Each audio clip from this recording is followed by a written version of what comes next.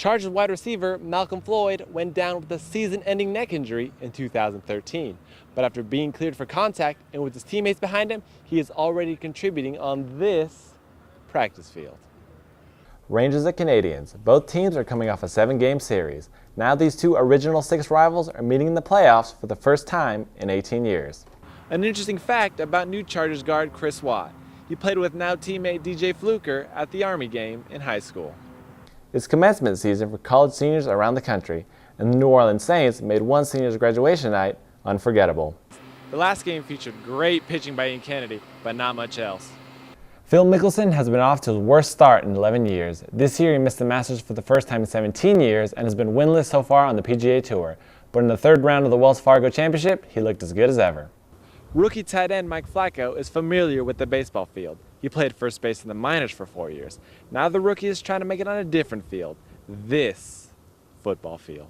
The battle for Southern California hockey supremacy is on the line. The Los Angeles Kings were dead in the water in the 1st round, but they came back fighting to make it to the 2nd round. Here at Chargers Park, I found out that an older but wiser Eric Weddle has taken up an ancient remedy to preserve his body: yoga.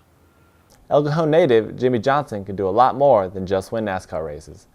The Chargers addressed a big position of need this year, drafting versatile TCU corner Jason Verrett. When it comes to the postseason, nothing is more exciting than a Game 7. In the NBA playoffs, there are 3 Game 7s today, and for the Clippers, this is their first Game 7 at home in the franchise's history. Blue 19, take right there, good. Roll off that front. The draft is over, and the rookies are settling in San Diego, ready for their first NFL minicamp. From first-round picks to undrafted free agents to players on a tryout basis, they were all at Chargers Park trying to help the team win when the season starts in September. Rookies came from all different places and backgrounds, including Iron Bowl hero Chris Davis, CFL signee Cordero Law, and a former minor league baseball player Mike Flacco. Head coach Mike McCoy was encouraged by the good start, but knows the rookies have a way to go before the regular season. I talked to him about, mastering the things that require no talent, and that's knowing what to do, knowing how to do it, and just, number one, line up and be able to play, and come off the ball and do it the right way. You're going to make some mistakes, but you got to learn the little things first. For rookies, now's the time to impress coaches and try to make the team. One player a lock to make the team is 2nd-round pick Jeremiah Atochu. He is trying to get ready for when the veterans attend organized team activities. It's going to amp up, and that's Coach McCoy told us that after practice. He said, you don't want to get ran over, once they get here. So we got to get up to speed mentally, conditioning-wise, and things like that. So, we have a little bit of time, but, once they get here, it's going to be going fast. Rookie tight end Mike Flacco is familiar with the baseball field. He played first base in the minors for 4 years. Now the rookie is trying to make it on a different field, this football field. Go out, work hard, and, give them a reason to keep you. So that's what I'm trying to do.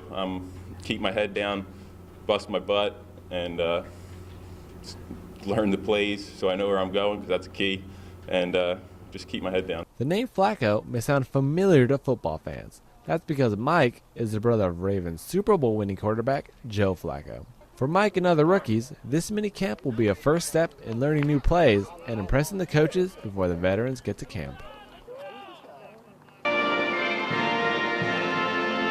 On military opening day, the Padres celebrated veterans who fought in battle and those who helped and support them on the home front. During pre-game ceremonies, the Padres honored actor and humanitarian Gary Sinise, while more than 200 service members lined the infield. I have great respect for veterans and those who serve, and I've just interacted with the military community for so long and been involved with supporting our wounded since I played the wounded veteran in Forrest Gump. That just can't stop. It became clear that there was a big need out there. The need was so great, he started the Gary Sinise Foundation to help veterans and their families. Veterans like Nick Kimmel, who lost 3 limbs in Afghanistan. Nick now works in the Padres scouting department. The foundation is building him a smart home in Pine Valley. But to have a house that was completely designed for someone, it'll make so much. It'll make everything so much easier, like doing laundry or getting stuff out of the fridge, or the stove tops that lowered, just stuff that you couldn't remodel to get. You'd have to actually design into it, and that's what Gary does. Marine Combat Engineer Rob Jones was also honored at the game. He biked 5,181 miles from Maine to California to raise money in awareness for wounded veterans.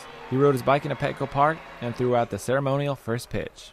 The outpouring of support from the Padres and the San Diego community showed him that his service was appreciated. I mean, it makes it feel like it's all worth it. You don't want to go somewhere and sacrifice this really big chunk of your life and then come back and realize it was for nothing. So letting people know that their sacrifice is appreciated and it was for something is a big thing.